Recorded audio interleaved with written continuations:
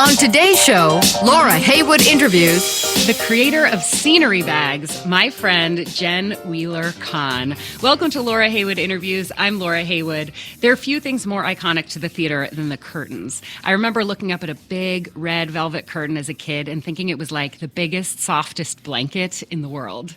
And then there are the backdrops, painted cloth hung at the back of a theater as part of the scenery. Have you ever wondered, with all the shows in the world, what happens to all that fabric after a production ends? Hint, it used to go into landfills or maybe in storage, never to be seen again. Enter stage manager Jen Wheeler-Kahn. During her years working on shows like the National Tour of In the Heights and Deaf West's Spring Awakening on Broadway, Jen was writing a blog about her other passion, give back and ethical style. Something clicked as she was looking at those curtains. Wouldn't it be cool if I could take the show with me after it ends? And what does happen to all that fabric? Well, that's how Scenery Bags was born. Now Jen is the answer to the question about where used theater textiles go. They go into making beautiful bags, purses, clutches, totes for theater fans and fashion mavens. The curtains and backdrops are cut and sewn here in the USA. Each bag is one of a kind, and a tag inside reveals which show the fabric is from and the number you have out of that inherently limited collection. The best part, sustainability and fashion are not the only values here. A portion of every sale from Scenery Bags goes to TDF, the Theater Development Fund, bringing underserved youth to live theater performances. To date, Scenery has collected over 15,000 pounds of materials, sold hundreds, if not thousands of bags, and funded tickets for nearly 500 kids to attend theatrical performances. To say I admire this woman is an understatement. Please welcome to Laura Heywood Interviews, Jen Wheeler-Kahn. Hello. Thank you so much for having me. And that intro was awesome. Well, it's it's all true, and I'm a very early adopter of Scenery Bags thanks to you. You sought me out and you sent me one of the very first bags. So I've been on board real early. You have one of our, I think, number 2 of the very first batch. So you're OG Scenery Bags. I, at one point, had 5 Scenery Bags. I now have 4 because I gifted one at Christmas.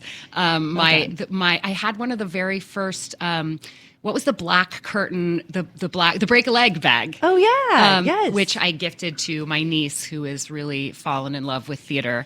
And so she keeps her show makeup in the break a leg bag. So that was my Christmas present to her. But I still have one of basically every style that you have. I have a tote bag. I have one that's made from a screen printed backdrop. I've got one from a painted backdrop. I've got one from one of those fuzzy red curtains like the one I gazed at when I was a kid. That's one of the things I love about what we're doing is, especially, we have Broadway Con coming up this weekend, and it's the only time we sell live really all year because we do everything online, but just watching people get to go and feel everything, because you rarely get to go on stage and touch all the curtain while it's hanging. They don't want people of course, going in and touching everything. But all the textures are so different, and some are painted and some are, like you said, screen printed. All the mixed media is really, really fun. Texture is so evocative. And I think I personally love the painted ones because it just, this is going to sound dumb, but it feels really real. In a digital world where everything is sort of smooth and flat, to feel that the paint is lifted off of the fabric and it sort of crinkles when you touch it, and somebody's brush and somebody's paint. I feel like it tells its own story. This is from a show that I love, or maybe it's from a show you never saw, but it tells a story of there's an artist behind this, and there's an artist's hand behind this, and I think that's so special that you're holding someone's artwork that would have just been thrown away. It breaks my heart to think about that. I know, and it broke your heart to think about it, and then you did something about it. It's just been the most exciting marriage of everything I care about. It truly, I never thought that, this eco-friendly fashion and give back style would be any part of my theater world.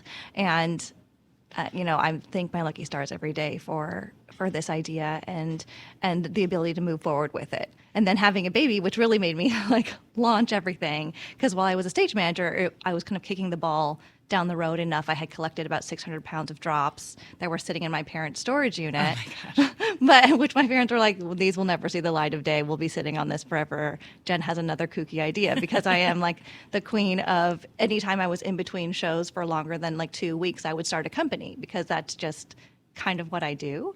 And Lynn Lace and Love, which was the blog, and then Scenery Bags are the only two that saw the light of day. But I have a whole file of ideas on my computer if anybody wants them.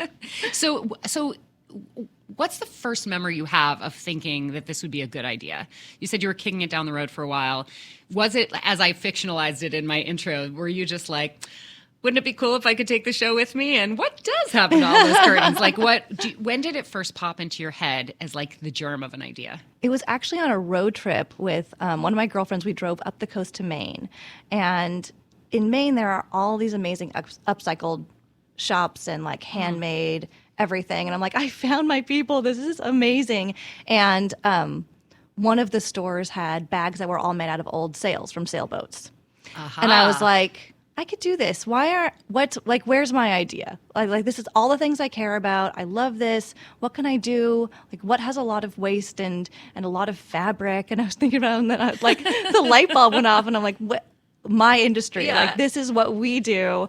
Hang on. And so that's why we started with drops, because a lot of people ask about costumes, and happily the costumes usually live on because they can rent them out for other shows. The lifespan of a costume is much longer than the lifespan of a set. Right. And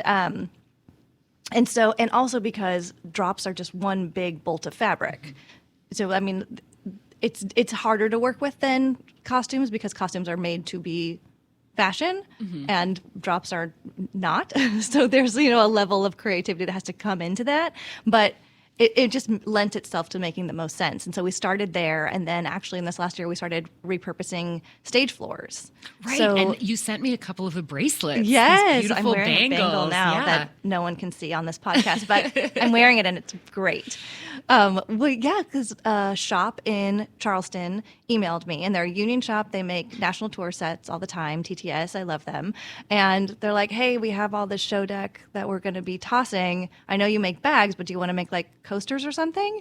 And I was like, yes, hold that thought. Let's get on a call. And I sent them all these, like I went through and like screenshot everything I ever wanted to make out of. It's EPG, not wood. The wood floors. What does EPG mean? EPG is a super, super strong laminate that they use for like the touring floors, most Broadway, like anything with automation, because it's stronger than plywood, which is what the other floors are made of. So this is like a kind of plastic, something that does not biodegrade. Exactly. If it was wood, you could just like let it return to nature. Well, and that's because we've been offered plywood for some really cool shows. And right now my answer has been like, that is less of a footprint, so it's less of my concern, and I really do try to take only what's going to be the hardest on our environment, especially while we're in like research and development phases of all of this. But the EPG behaves a lot like wood, and we're using it in the same kind of ideas. But so I'm like forever grateful for them, and pretty much anyone who reaches out with like, hey, we have trash that came from theater, want to use it? My answer is yes. Like I'm trying to figure out how to make jewelry out of like automation chains, and like what else can we use? Because the more we're able to collect, the less that goes in a landfill. And as we move into like the EPG, it has a bigger footprint than the drops, and like anything that's metal decomposes, but like I feel like we're doing more things that aren't being done currently, and that is very, very exciting to me. This is so close to my heart because I will say a collector. I'm not going to call myself a hoarder because that makes me feel terrible about myself. You're not a hoarder. But I love, love, love salvage stuff. I mean, I have literally dumpster dived into literal dumpsters outside of Broadway theaters. And I have had ideas about repurposing stuff too. In fact, there was a dumpster outside of Wicked once, and I grabbed a whole bunch of carpeting, and now I have a bath mat made of Wicked carpeting, and I have a mat under the desk where I work that's made of the carpet from the Gershwin Theater.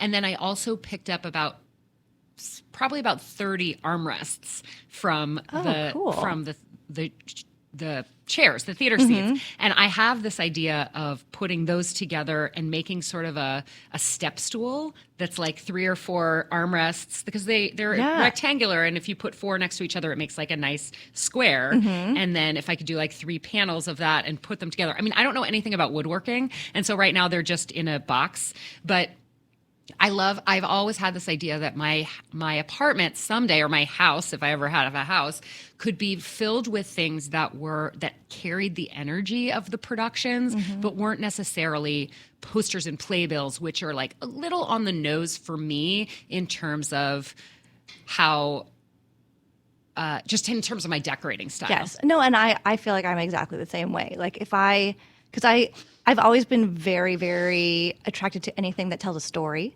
And that was kind of my foray into like give back an ethical style, because so much of it is their conversation piece. You know, that I always I had like a goal every day. I would wear at least something that gave back or something that was eco-friendly. And I still do that. You know, like I'm wearing Reformation G's right now. Like that's just where these are priorities to me, but I also love that I was carrying a story with me. And I like wearing my heart on my sleeve, literally. And so I love that, like, of course, that's what I ended up doing. Like, this is like, I accidentally found my dream job, and I'm creating those stories for people to continue to live on, and to be a conversation about waste and about theater and hopefully about TDF and giving back to accessibility in theater.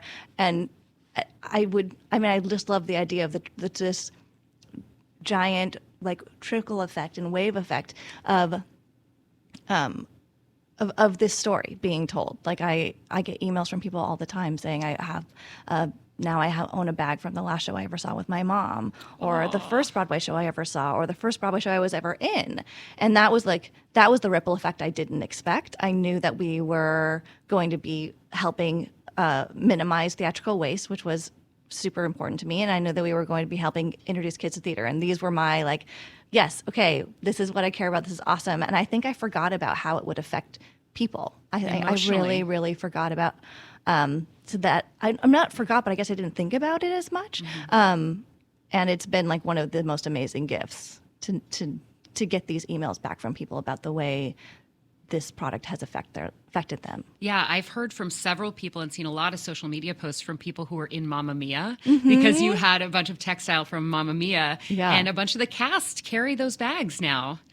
They do, and they post about it all the time. It's so... It like warms my heart every time. They're like, this is my favorite travel bag and carrying it with me. Ashley Park had hers in Greece. She's like, it's perfect. It's home. Yeah.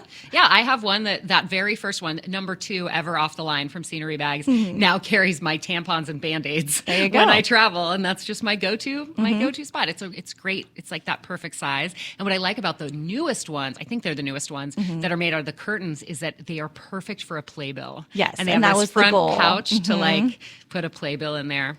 Our little playbill pocket. I know we're having 2020 is going to be an ambitious year. Good, tell me. Very, very excited. But there's a lot of new like bag shapes that I'm working on right now, and new jewelry, and a lot of big shows that we've just got. So I got to go visit my shops and make things happen, and you know the hustle is going to be real. But I feel like my youngest is now 10 months, so I feel like I'm just kind of coming up from new baby number 2 air, and I think I have the margin to really like scale this year, like could push the ball forward in a lot of new ways.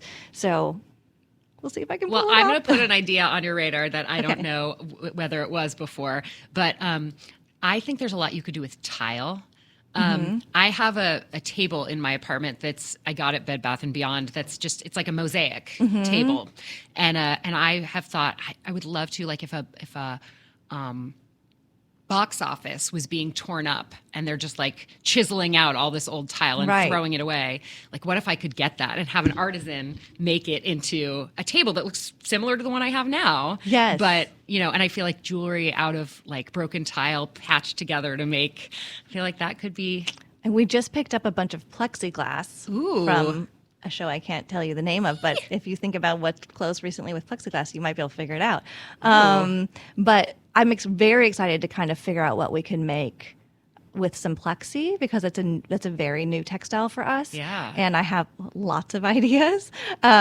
But I love the mosaic idea. I think that's something I've been working on, like a quote unquote medley bag, using a lot of shows to kind of like to tell a different picture. And I like I love the mosaic idea. It tells so many stories as well. Like it lends itself to telling so many stories. I have so many questions. Okay, let's start here. I once, in an early dumpster diving adventure, it wasn't actual literal dumpster diving this time, but I used to work across the street from the Court Theater, where a play called Stick Fly that Alicia Keys produced was playing. And I ran over there when they were loading out, and I saw these big brown fuzzy pieces of fabric, and they had been used as actual curtains on the set. I believe that you have them I now. do have them. But I remember they said, I was like, maybe I'll use these and hang them as curtains in my apartment. And somebody said, just be careful because they're treated with this fireproofing stuff that, might have some like toxicity to it. So do you have to worry about chemicals that are used in theater that maybe shouldn't be used in accessories and like cleaning? Oh yeah, we do it all. We do it all. How do you, one, I'm curious about how they actually get cleaned. But beyond that, I'm curious about how you as an individual find out about something like that. Like, do you just Google cleaning curtains and go to a standard dry cleaner or what? It depends on the curtain. It depends on how old it is because different treatments were used in different years.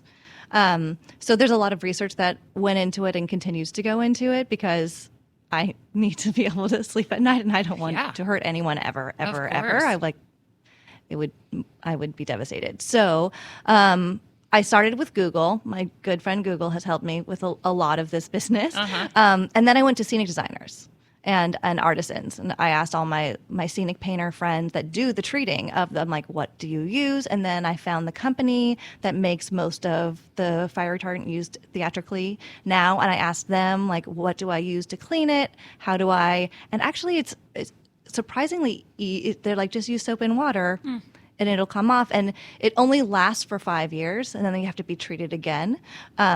So it also, like, the older the drop, the less of it that still exists, or it exists actively. We still clean everything. But what's easier for us versus, like, if a theater were going to clean a full drop, it's very, very hard. But because we're already cutting them down, we clean them after they're cut.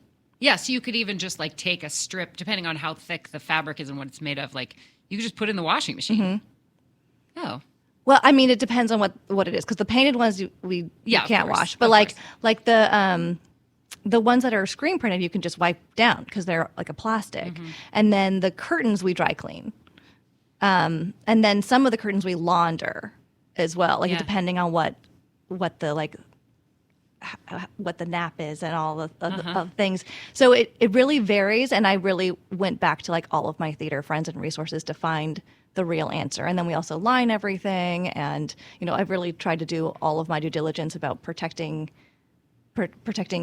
us and everyone from anything that might be hazardous. Oh, of course. But it was really interesting research to do, and I owe a great deal to all of my, like, scene shop friends who kind of held my hand through all of it and pointed me in the right direction. The fact that you had them, I think, had those friends before the company started is such a critical piece of this, which isn't to say that somebody couldn't just have an idea and start a company and develop those relationships. But I think what I love the most about this company that you've created was that it truly was born of an intersection that was unique to you. And you took, people ask me a lot about, becoming a theatrical influencer or creating one's own place in the theatrical landscape if they're not going to have a traditional job. And my question has, in the past couple of years, become, what's your other favorite thing? And that's a good figuring answer. out how to find a unique spot at the intersection of those two things. Like, if somebody's other favorite thing was gardening, then I may be like, okay, well, let's brainstorm ways to to make those, like, what if you did flower arranging in the colors of the shows, and you sent opening night gifts to the shows that were on theme, or and that's just totally off the top of my head in But this it's moment. good, yeah. But like, if you give me any two things, I can start brainstorming what that intersection would be like, and that automatically will give you a spot on the landscape that is not already owned, so you're not like reproducing somebody else's work, and also is going to be that much more exciting for you to pursue because it has double the interest. Exactly. And that's been a godsend about this company is, even though I didn't go to school for fashion design and feel like I'm really like Mr. Magooing my way through a lot of it, the touchstone is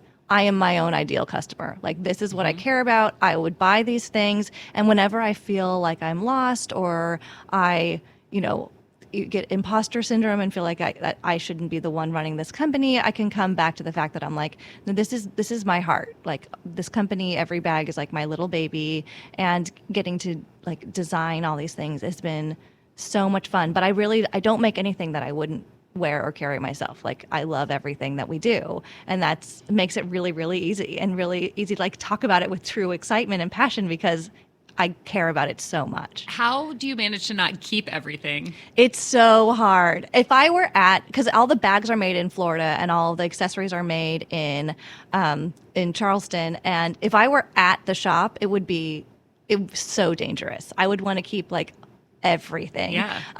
So I think the saving grace is that I'm not, and they just send me like a few cuts of things, so I have an archival piece of every bag.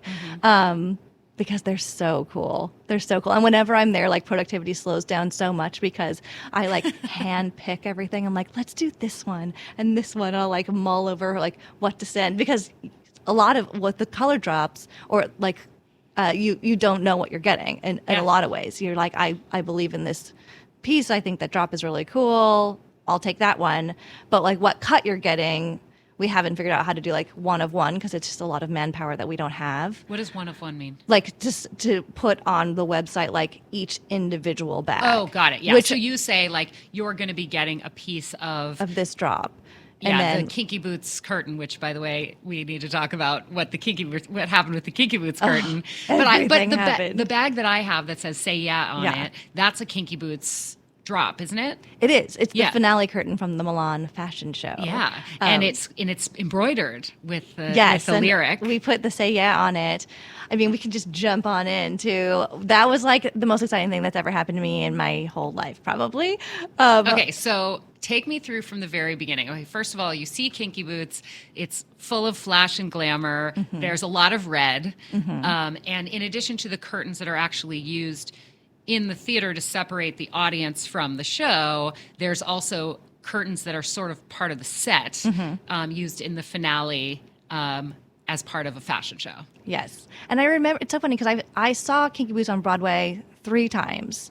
And the last time I saw it was actually with a full house of TDF students. Wow. And you had nothing to do with it. That was just... Well, they invited me to come with, because every once in a while they'll invite me to come see a show with the kids. Oh, how great. And that was the first one I ever got to go to with the kids, because they're like, it's a sold out performance of Kinky Boots. It's such a great like introduction about what we're doing. Mm-hmm. And so I was so grateful to get to be there and be a fly on the wall and really see what we are helping fund mm-hmm. with, and just the amazing work TDF is doing. And so it's like just a completely indelible experience. But I also kind of remember sitting there watching the show and being like, there really aren't drops in this, because everything is like fly in, fly out. It's like a unit set with tricks. And so that's such a like it's a unit set with tricks. That's like, a very like stage manager thing. Yeah, it rolls off your tongue, and it sounds really neat, but I don't really know what that means. So a unit set is just when a set just kind of is the set, and that is it. Like nothing flies in and out. It's just there. Like Rent is a unit set, right. That kind of thing. And then a unit set with tricks is like Kinky Boots, where it's the set of the shoe shop, that then the facade of the shoe shop flies in, and then it flies out, and it turns into a couple things, but it's mostly just a unit set. Yeah. So it's a unit set with tricks, and that's how they get you when you're going to like work stage manage a show that's it's just a unit set with tricks, and then the tricks turn out to be way more than you bargained for. Got Like it. it's famous last words for many a stage manager. Yeah. But I remember watching It's just tricks with the unit. Right, set. exactly. But some of them have a lot of tricks, and really I reached out to Team Kinky Boots about like, do you have anything? You're retiring, but I knew there was a tour going, and usually if there's a tour going, they don't retire it. They put it in storage so that they can feed to the tour as like if anything breaks or they need a new anything. Like if the tour's still going, the Broadway set, odds are we're not getting anything yet. Right. Or they'll send it overseas. Oh, right, because there are productions of Kinky Boots going on all over the world. And so I wasn't super hopeful that we would get anything from Kinky Boots, but I, of course, had to ask. And the only reason we got that curtain is because if you look at photos, the Broadway one is like huge swashes of like Austrian is like the term for it, but like the Cinderella dress kind of like swooped up.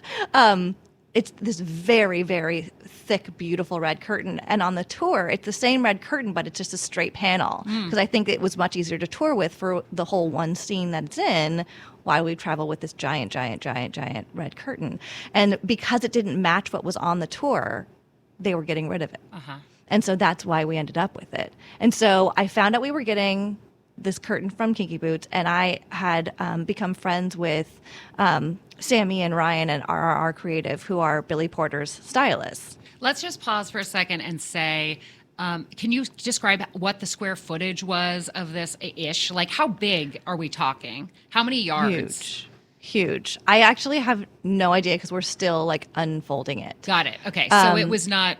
This is not something tiny. This is no, because it was it's 4 panels, and then because of all of the like swash draping. all of the draping of it, it was huge. goes But I on wasn't forever. sure how much, because I first approached them about like maybe we'll make a bag or maybe like a jacket or something, and then when I found out how big it was, I was like, oh, you do whatever you want. Like here's a section of it, go to town. So you called RRR Creative and you said, and I said, we're getting this from Kinky Boots. Do you want to do some kind of collaboration for Billy? You know, he won the Tony for Lola. It seems like the perfect tie-in. and he's like, right now, on Broadway, we fell in love with Billy Porter long ago. Yes. And then he left for a while. He came back in Kinky Boots and blew everybody away in the role that he said is like defined his life as a theater maker, that it was a role that he was born to play and was written, essentially, not written for him exactly, but like it was the best representation of his true self that he'd ever seen, much less played on a so stage. it was like a very freeing part for him. And then now Billy has sort of transcended theater and is an icon, style and otherwise. He's everything. He's everything in every way, and the most generous, lovely, lovely human ever. Yeah. I mean, and it's so funny. Like here now, a year later, I feel like he's way out of reach for us, and we just like found him at the perfect moment. And he could not have been more generous. Truly, I was just so impressed, and I don't know why I was surprised because I've loved him forever. But So what did Sammy decide to do with that curtain? so Sammy emailed me back, and he's like, "Why don't we do like a whole look with it?" And I was like, great. And this is months, maybe 2 months before the Tonys. And there were a couple of things that Billy was going to be doing that they're like, well, it could be for the Tonys or it could be for this and this and this. And I really was like crossing all my fingers and toes. I'm like, it's got to be the Tonys. Like that tells the best story. It's where it's from. It's all about theater. And they like made it happen. They were worried they weren't going to be able to make it fast enough. And then they found Celestino Couture, who I also love. And they make everything. They make these beautiful couture gowns out of upcycled waste. And so they find like offcuts from the fashion world and use that. And so they're like, this was totally in their wheelhouse. They loved it. They loved that it was upcycled. They use a statement for everything that they do also. So there was like a uterus on the dress. Wait, what? There You was? didn't know about that? No. I'm Yes. gonna look it up right now. Okay. It was hard to tell, but that was like Billy's whole thing he kept saying is like, nobody's free until we're all free. And that was his big statement on the red carpet. I know. Can I get an amen? Right? I just thought like when I say he's everything, he's everything. But so they used the red fabric and it was this Elizabethan inspired pantsuit with this gorgeous like wraparound skirt train. And on the train was a hand beaded uterus with Swarovski crystals. Oh my gosh, yeah, there it is. Uh-huh. So just Google Billy Porter Tony dress and you'll find it. And so suddenly Scenery Bags is like the company's actually just called Scenery, right? It's right, yes. Because the bags have become, like that's the signature piece, but Scenery can do anything. Right. It can. And that was kind of why I named it just Scenery was to give us the freedom to kind of move in different directions. But then I realized like Scenery, because it's also a known name, it's unsearchable. Totally. If you search Scenery, you're not going to find it. But our if you company. search Scenery Bags. Yeah. So now I'm like, oh, okay, we can't actually ever call it just Scenery. Right. Which, entrepreneurs listening to this, maybe think about that. But we, we're in this next year looking in like maybe launching a Scenery home line. So it'll be like Scenery Bags, Scenery home, and then like Curtains, maybe yeah. wearable. Actual curtains. I mean, well, I guess we could actually, but like trays, like decorative trays, and maybe some wall hangings. You could make step stools out of armrests. We absolutely could do that. Oh my gosh. Yes. I know. Let's make a prototype. Okay, How long I'm are in. you in town? Till Sunday. Do you know anything about woodworking? I don't, but my shop does.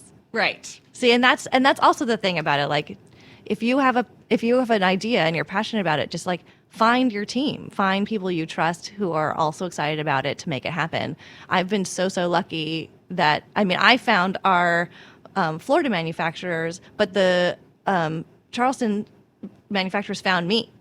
And they're like, they're super about being green. They're excited to make their shop more green. I have a meeting with Broadway Green Alliance tomorrow to try to, figure out how we can help sustainability, like infuse other shops and like what else can we do? That's amazing. Because I love this industry. So do you know that I have my own little Broadway sustainability movement going?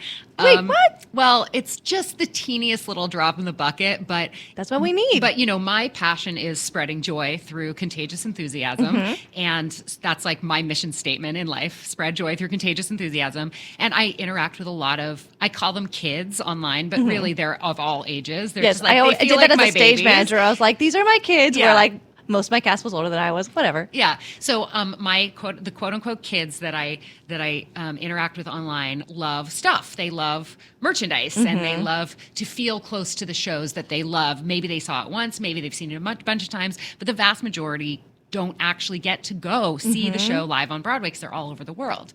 Meanwhile, there's this incredible amount of waste that happens at the theaters in the form of the plastic cups that people get at which the bars. are supposed to be more sustainable because they're reusable, but nobody reuses them. Some people reuse them. I think more I have often, mine from Oklahoma. the most recent production. I saw it on Sunday. Oh yeah, you saw it went to closing. Yeah. Lucky. Oh, I had to love see a closing Allie. night. I know. Oh, My girl. I love her. That's Allie Stroker, Tony winner. Laura Heywood interviews guest. There you go. She's the best. Yeah, she's amazing. But so it occurred to me like several years ago, years and years ago, probably 10 years ago, my sister was visiting and we went to see La Cage aux Folles. And there were like, in the row that we were sitting in, like 10 people had left behind their cups. Yeah. And we were like, these are awesome. So we just like grabbed a plastic bag from somewhere and started picking them all up. And for a while I had like 50 La Cage cups. And every time I went to a show, I would pick them up and my cabinets just became overflowing with them. But every once in a while I'd have a little gathering at my house, like a, just like a little cocktail party or birthday gathering or something, and I'd put them all out, and everybody would get, because of course I would wash them, and Right, you yeah. know, and everybody would pick a different show, so you could tell whose drink was whose, the same way that's that you smart. would do Yes, like little the wine little- tags, except everyone had a different Broadway show, Mm-hmm. and because of who I'm friends with, people would like choose a show they'd been in, or like the first show they ever went to, or even something that was a favorite, or they liked the color scheme or whatever. And then I realized that I didn't need 50 Lacage cups, but there were a bunch of shows I didn't have. So I went to see if there was a trading community online, and there wasn't. So I started a Facebook group called Broadway Sippy Cup Collectors. Yes, I have seen this. This was 2 years ago about that I started it. Now it has over 1,000 members. Oh my gosh. And we, as a community, pick up as many discarded cups as we can every time we go to the theater, and then send them to each other to fill in our collections. And so I too am going to be at Broadway Con this weekend. For those of you, by the way, listening to Laura Heywood interviews on the free podcast version, Broadway Con will already have passed. Well, This so is one of don't the, come to New York looking for it. but till this next is year. one of the many reasons that I hope you will choose to listen live via dnrstudios.com/Laura. It's only $6.95 to join, and you can get every episode live and a week early. So, And who wouldn't want to do that? and who wouldn't want to? Anyway, so I have held on to all the cups I've collected over the past 6 months or so, and I have like 500 that Oh I'm my going to have gosh. at my Broadway Con booth. I also go to thrift stores and pick them up there and stuff. But I really believe that, like, I actually have talked to the Broadway Green Alliance about making this like a full official movement where the Broadway Green captains from the shows collect the cups? collect them, or work with one of the porters, who are the people who pick up all the trash after the shows, put them in a separate bag, and then I can, as you have done in terms of figuring out how you launder curtains, I can figure out how to wash all these cups en masse. And Right. I wonder if there's a way like that the theaters can reuse them. It's so it's they won't. It's Like, so interesting to me because you see these cups on the ground and you're like, ew, gross. Like that's trash, because that's what we are predisposed to thinking that. And then you're like, oh, you put them in a washing machine or a dishwasher like any normal cup. Yeah. You go to a restaurant and use a glass that someone used before you, and then it was washed. Like it's but we see it on the floor and we think instantly, we're like, ew, that's gross, that's trash. Like, don't pick that up. When it's like, no, that's completely reusable, and you can put it in a dishwasher and it's a cup. yeah. Well, I think that it also has to do with who the demographics are of who's going to the shows. Like, the people who go on rush seats, the lottery winners, the young people who are likely to buy merchandise are not necessarily the people who are going to be able to spend $40 on a like double glass cocktail. of wine. Yeah. And so for people who spend, say, $400 on a pair of tickets to a show and want to have a cocktail, saving the cup is the equivalent of like keeping a used beer can or a soda can. Yeah, oh no, it's they just don't. a receptacle.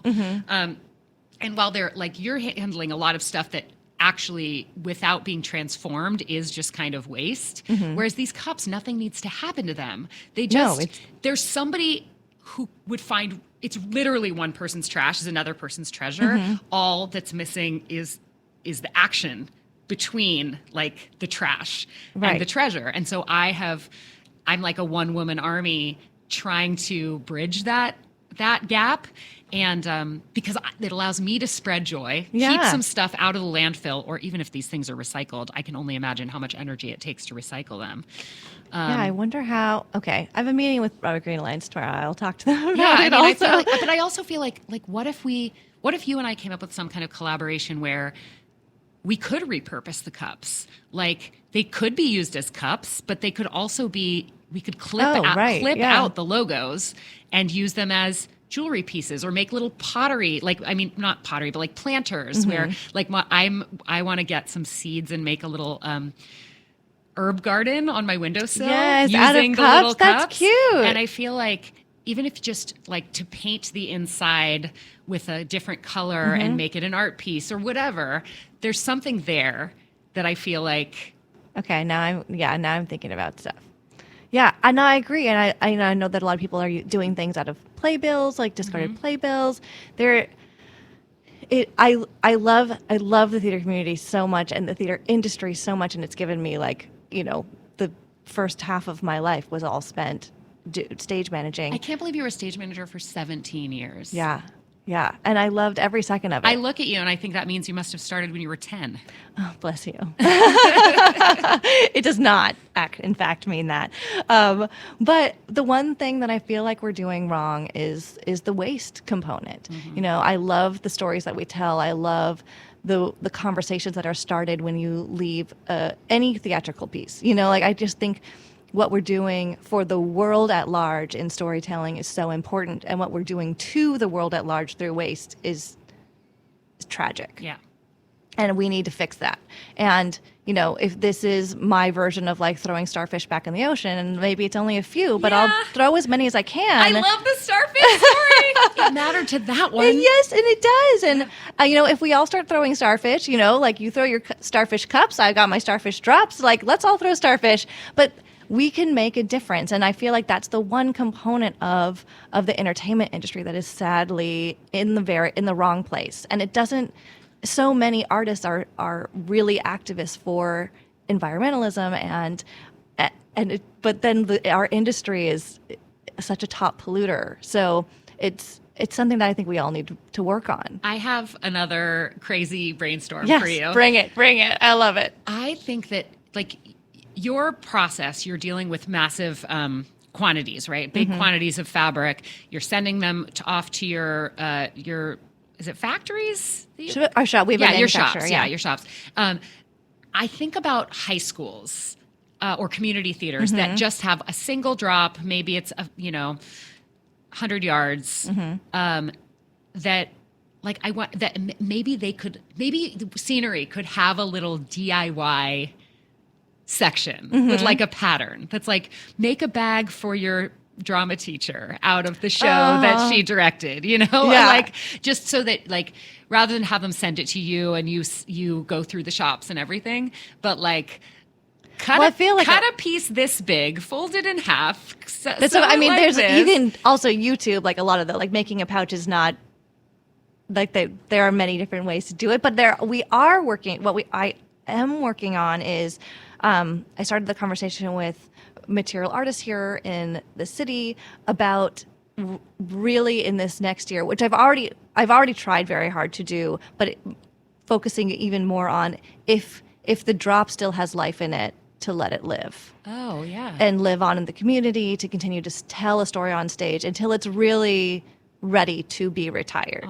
And trying to, in what little manpower I have, facilitate I kind of am a little bit of a matchmaker sometimes, where I know if I find out that something's being retired and I know that there's a school nearby that might need something, I'll kind of try to broker it going in a different direction, because, our company works on the generosity of others, and we'll take what you're going to throw away, but I really want it to be what you're going to throw away, because I also believe that if there's still life in it, it should get to live on. So I'm trying to find more. So if anyone's listening who knows of other nonprofits that collect, because material artists here is awesome, but it's only New York. And we collect drops from all over the country. So if someone reaches out to us from Oklahoma or Chicago or something, and there's nowhere to send it. Do you mean the shows or the states or the cities? Oh yeah, that's so funny. I meant the states or cities, but also the shows. Of all the two, that's the really city and funny. the state That was to choose. Not intentional, but you can tell where my theater brain is. I do the same thing. But yeah, I think that it's also important. It's important to me, and I think to the community, that everything we're doing is to benefit the community. And as we grow and as people know about us, I get more and more emails of people who want to send us stuff, because it's an easy way to dispose of it, and they get to feel like it's not going to a landfill, because everything we're getting would have been trash. But if I can broker a way to get it to somewhere it could live on a little bit longer, I'm trying to do so. Can you imagine being a school production, putting on I'm suddenly, my brain is empty of every show. But say putting on Into the Woods. Right. And you end up getting the backdrop of the forest from from an off-Broadway production or Broadway production. It's okay. Well, and it's so funny because, logistically, anything that's coming from a Broadway house is going to be so too big to even be able to use at most nonprofit theater, especially in high school, unless you're like a super awesome performing arts high school, which do exist. So, there's always like a logistical component of things, but it is a goal of mine as we continue to grow and to take things in, that if we have the manpower and the energy to do so, to try to connect people who have too much scenery with people who don't have scenery or access to it, if we can help. We have right now, knock on wood, like we have more than enough. We've collected actually over 20,000 pounds. Oh, girl, you need to material update your now. website. I know. With 2 kids in the company, it's like all like. Are you still a one-woman operation? Yeah. Well, I brought in the wonderful Katie Oxman, who does our social media. Great. And the wonderful Ashley Sutherland, who helps with PR stuff. She does our mailing list. So I have those incredible women on my team that I brought in for maternity leave when I had my second. And then I came back from maternity leave and said, please don't ever leave me. Actually, I need you. Because having 2 kids under 3 and trying to run a company and being like I'm a full-time childcare mom is really challenging. I like that you refer to your boys as your interns. They are my interns. Intern Hudson and intern Judah. They're my only full-time employees, really. And they're good for morale. They are not good for productivity. But we try. But now, I used to really run our company during Hudson's nap time. And now that I have 2, their nap times don't sync up. So I kind of catch moments to just keep everything afloat. But we're working on creating a little more margin soon. Yeah, well, it seems like you're doing everything right. Thank you. I think it's just really because this is everything I care about so much, so it never feels like work. So even if I have to put the kids to sleep, put the husband to sleep, and stay up and work on things, it rarely does it feel like work. Sometimes it's overwhelming, but it's stuff I love to do. I hear you, and I get that. I also know that I am also the kind of person who has a million ideas and is like, oh, what if I did this? And what if I did that? And, going back to the start of our friendship, you've heard some of these ideas. Yeah. And what happens is that I am such a passionate ideas person, but then when it gets into the minutia of day-to-day business, I'm like, oh, you know what? Never mind. No, seriously. You get to business plan. I don't want to do accounting and or even the... it's minutia. It can't all be Billy Porter on the red carpet. No, it's not. And there's a lot of it that's hard. But I'm totally the same way. You and I are cut from a very similar cloth, and that's why I have I love that's the phrase you use. No pun intended, or maybe a little bit of pun intended. But that's why I have a file of ideas on my desktop at home. This is just what I do, but it's hard. You get to a certain point where that idea runs out of steam. But I think it runs out of steam because it's not meant to be the one. And because of that, I had the margin to create scenery bags. Because I hadn't pushed these other ideas that I run out of steam on. I pushed the thing that I really truly cared about and made that one happen. Well, I'm proud of you, and I'm excited to have been there. From the beginning. And that's all you. I remember getting an email from you, and you were like, I'm starting this company. I'd love to send you a bag. Let me know. And let me know where to send it. And I remember thinking that it was so cool that you weren't like, I will send you a bag, but only if you post pictures of it and this and this. You were like, this is a gift to you. And I thought, well, the only way that I want to respond to generosity is with more generosity. And and of course, once I got it, I was like, I love this. And it became organic to post about it and share about it. I feel like 9 out of 10, that's what happens. And and there are plenty of other times where I've given gifts where, it's never seen the light of day, but I hope that they appreciate it. But I think also being a stage manager and a fly on the wall of actors and how their interaction with gift giving, and also when I was a blogger and being gifted things as a blogger, I think it gives you a different lens of looking at that.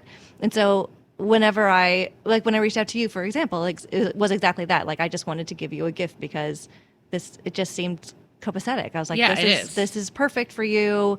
I want you to know what we're doing about like what we're doing over here. And then I sent you our pinkest bag because I knew that was your color. And looking at it now, it's like sort of lavender. I'll post a photo. But then you got a bright pink screen printed I got one. a much pinker bag. And you sent me like an updated. Yeah, at like Broadway super Con, I was pink like, one. girl, this is we got a real pink bag for you. Speaking now. of Broadway Con, what can people expect to find at your booth who are listening live and can find you at Broadway friends, Con come Friday visit. to Sunday? We I'm trying to do something a little bit different this year, and we brought in. I have drops with us. I have some uncut EPG and Marley, Oh, cool. and so you can kind of like we're doing a whole like step inside the story, and you can try to kind of like see the story of how we make things, what it started as.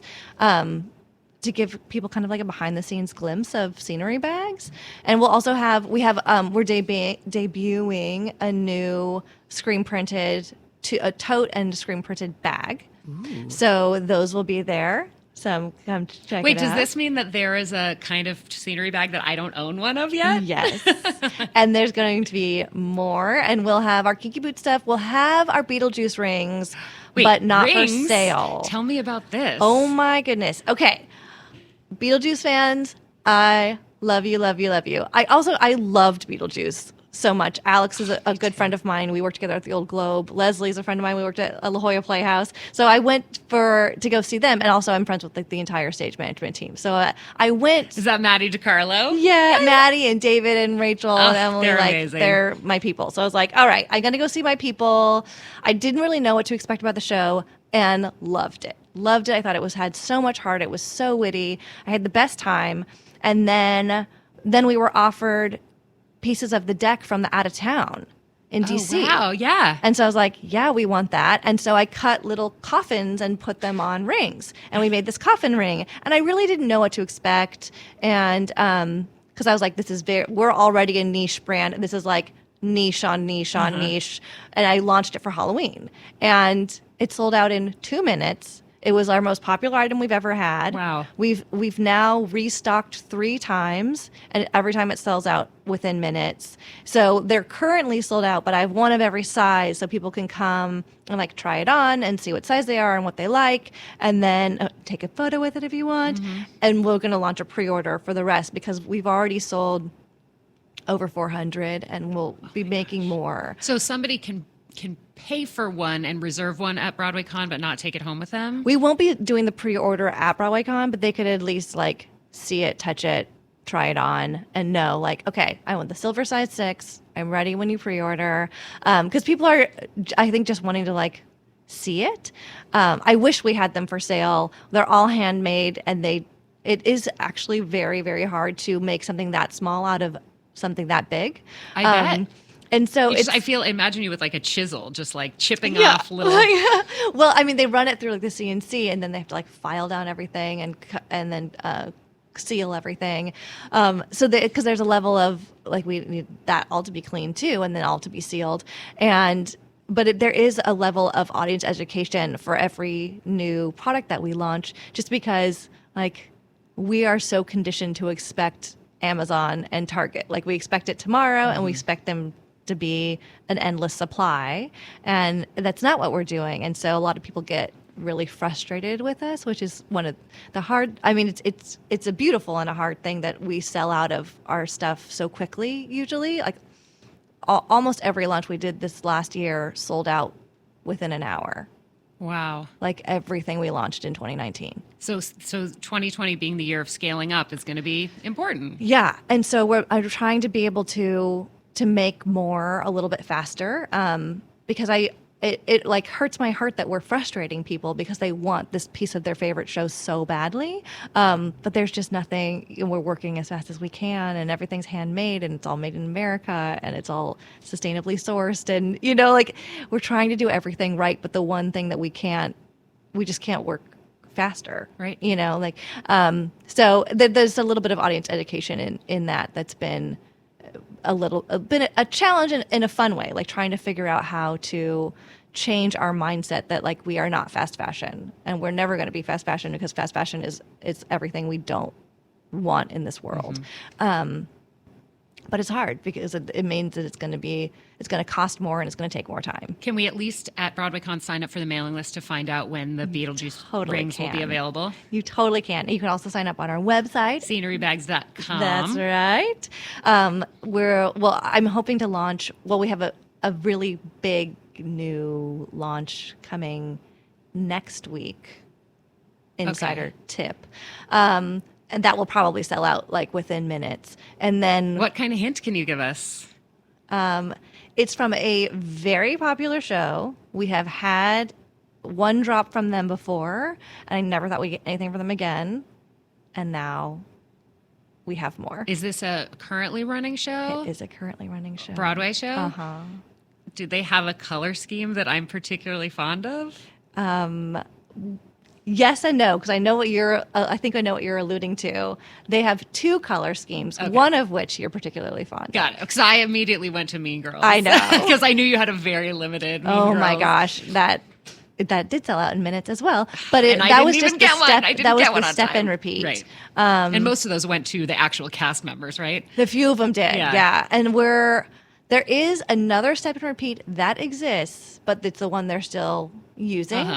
But we kind of already put dibs on it. Yeah, well, put my name on the top of the the want list for that. Deal. I have loved having you so much here. I want to just take our last couple minutes to talk about TDF. Yes. The programs that you are supporting, TDF's Introduction to Theater and TDF's Accessibility for Students programs, really allow people who might never be able to have theater in their lives not only does it bring kids to theater, but it brings theater to kids in workshops in their classrooms, and then show accessibility for students who are blind or deaf or hard of hearing, and otherwise differently abled. I just think it's so wonderful that you have chosen to not only change the world on the front end, but to change the world on the back end. Yeah. I mean, the cyclicality of what we're doing is makes me so happy on so many levels. And the work that TDF is doing is incredible. I knew, my cart was way before my horse in the sense that I knew that I wanted to